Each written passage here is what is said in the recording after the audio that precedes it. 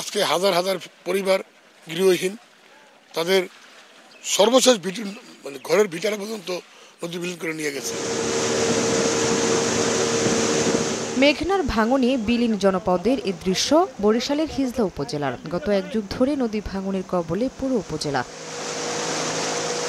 গত ৫ বছরে নদী ভাঙনে বিলীন হয়ে গেছে উপজেলার ১০টি গ্রাম, সর্বশান্ত হয়েছে ১,০০০ পরিবার। সংকট সমাধানে ২০২৩ সালের ডিসেম্বরে উপজেলার পুরানো হিজলা থেকে হরিনাথপুর পর্যন্ত স্থায়ী বাঁধ নির্মাণে ৬২৮ কোটি টাকার প্রকল্প অনুমোদন হয় একনেক সভায়।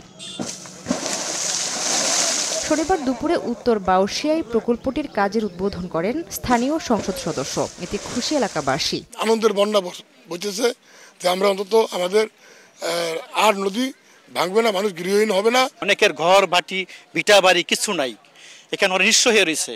তারা আজকে যে কত খুশি কথা বলা যাবে না। এই মুহূর্তে যেই বাঁধের কাজটি শুরু হয়েছে, অন্তত সামনের দিকে মানুষ স্বস্তিতে থাকবে। ১, ২, ৩ ঢাকায় জমি জিতে নিন ১০০% ক্যাশব্যাক সহ ২০ কোটি টাকার পুরস্কার।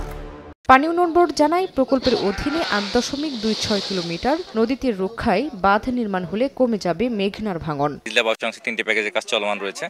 আর তাছাড়া হরিনাথপুরের অংশে ৭টি প্যাকেজের কাজ দরপত্র মূল্যায়ন প্রক্রিয়াধীন। সামনে শীঘ্রই বাকি প্যাকেজগুলো মূল্যায়ন করাতে কাজ শুরু হবে। স্থায়ী রক্ষাবাদের মধ্য দিয়ে নদী ভাঙন বন্ধ হলে নৌপথ চালু রাখতে, ডুবোচর কাটতে সরকারের যে ব্যয়, সেটিও কিন্তু সাশ্রয় হবে। বাঁধটির নির্মাণ কাজ ২০২৭ সালের জুনে শেষ হওয়ার কথা রয়েছে।